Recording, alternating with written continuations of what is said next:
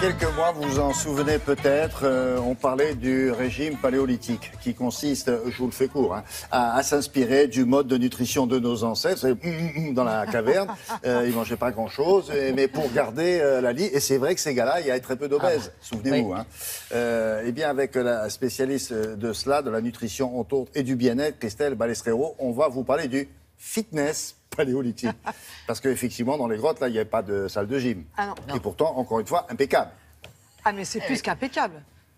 Et en plus, oui, non, mais plutôt balèze, parce qu'il fallait aller chercher le roc. Ah, mais des Vous champions. savez, oui, avec, des champions qui couraient, qui cueillaient, qui grimpaient, qui portaient leurs enfants. Ils tuaient les animaux sauvages. Des animaux sauvages, des sportifs extraordinaires. Le meilleur des footballeurs de l'Euro n'aurait pas la condition physique d'un athlète du paléolithique. Hein. Rappelons que le paléolithique, c'est la première période de la préhistoire. Et c'est vrai qu'à cette époque-là, il n'y avait pas d'agriculture, il n'y avait pas d'élevage et il n'y avait pas de salle de sport.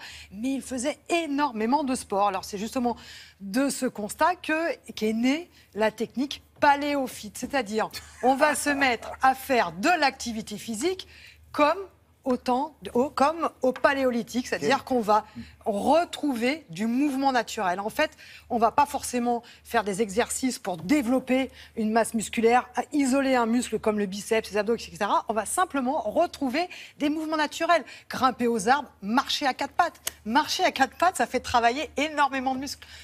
Courir, sauter, essayer de s'agripper, monter. Qu'est-ce qui a inventé monter. ça? C'était un gros malin, Alors, franchement, bravo. C'est un Français qui a fait ça aux États-Unis. C'est formidable. C'est un Français qui a fait ça aux États-Unis. Mais oui, mais surtout l'équilibre aussi, vous savez, parce que c'est intéressant pour l'équilibre. Il faut des arbres, il faut des arbres. Et justement, on a trouvé les arbres. Devinez où? Quelle forêt, William? Savoie. Forêt de Fontainebleau. Ah bon, Évidemment, la plus belle forêt de France, la forêt de Fontainebleau. Nous avons suivi un cours. Vous avez les cailloux dans la forêt de Fontainebleau. Les rochers. Les rochers, on les monte comme ça. Il faut se saper comme avant, à l'époque. D'ailleurs, dans le cours, tout le monde est en peau de bête. Tout le monde est en peau de bête dans le cours. Vous allez voir. Et ils se marrent ou pas? Parce que nous, on se marre déjà. Ah là, on se marre beaucoup.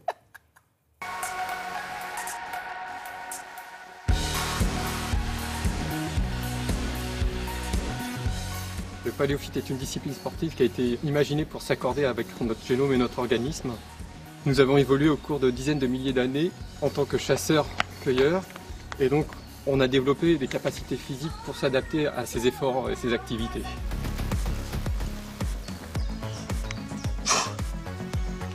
On a imaginé donc l'activité du paléophyte en se basant sur ces données pour créer un cross-training, c'est-à-dire une complémentarité de plusieurs disciplines efficace pour notre santé, notre bien-être et nos performances sportives. On attaque les pentes marchées, on descend bien gainé, imaginez que vous cueillez les baies bien à gauche, bien à droite. Les grands principes du paléophyte sont l'association de deux types d'efforts principaux.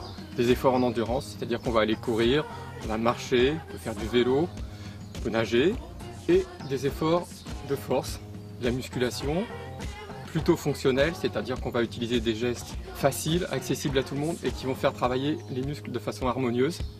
On va utiliser des pompes, des flexions, des sauts de grenouille, des tractions. Tant de gestes qui servaient à la vie de nos ancêtres chasseurs-cueilleurs pour arracher des tubercules, pour grimper dans les arbres, pour se cacher, pour porter les proies, pour porter les enfants au quotidien. Et on attaque les sauts hauts. Et on amortit bien les sauts. Le plus du paléophyte est qu'on va travailler en accord avec notre organisme et donc on va gagner en force et en musculature mais de façon harmonieuse, on va gagner en endurance, on va gagner en tonicité, on va améliorer nos performances, ce qui va être positif au quotidien dans notre vie. Le fait de travailler en environnement naturel, de courir, de marcher en environnement naturel, éventuellement de faire des sauts va nous permettre d'améliorer notre proprioception, c'est-à-dire notre équilibre au quotidien, ce qui va limiter le risque de chute pour tout le monde et le risque de blessure aussi. Le paléophyte s'adresse à tout le monde, qu'on soit débutant ou sportif confirmé, avec des niveaux différents. On va toujours pouvoir tirer un bénéfice de cette pratique, qui en plus est très ludique et qui va pouvoir plaire à tout le monde.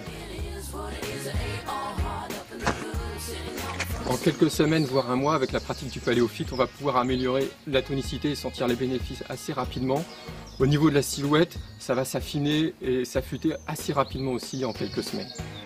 Que l'équipe de France en ce moment. Oui, bon, non, mais moi je plaisantais tout à l'heure, c'est pas ça du tout, c'est pas une plaisanterie. C'est un vrai parcours de santé avec des gestes d'aujourd'hui dont on dit, on peut supposer qu'à l'époque, ils faisaient ça. Exactement. Mais c'est très contemporain, ces gestes-là. Absolument. Et c'est donc un médecin qui pratique et qui donne ses cours. Et on travaille au niveau cardiovasculaire, on surveille le temps. Parce qu'avant, on travaillait très rapidement, puis d'endurance, puis on récupérait. Et vous voyez, des rythmes différents. Et c'est très intéressant. Au niveau physiologique et au niveau physique, c'est intéressant. Un parcours comme ça, c'est combien de temps ils font ça? 45 minutes, 1 heure. Hein? 45 minutes, oui. Oui. Ah, ouais. Ah non, mais on ne ressort pas... Ah, donc c'est pas des amateurs, là, hein? Non, pas forcément, mais c'est pour tout niveau. On peut commencer. Si vous voulez, il y a des sessions demain, il n'y a pas de problème. 5 minutes, c'est possible, ça? Oui. 5 minutes. Pour commencer.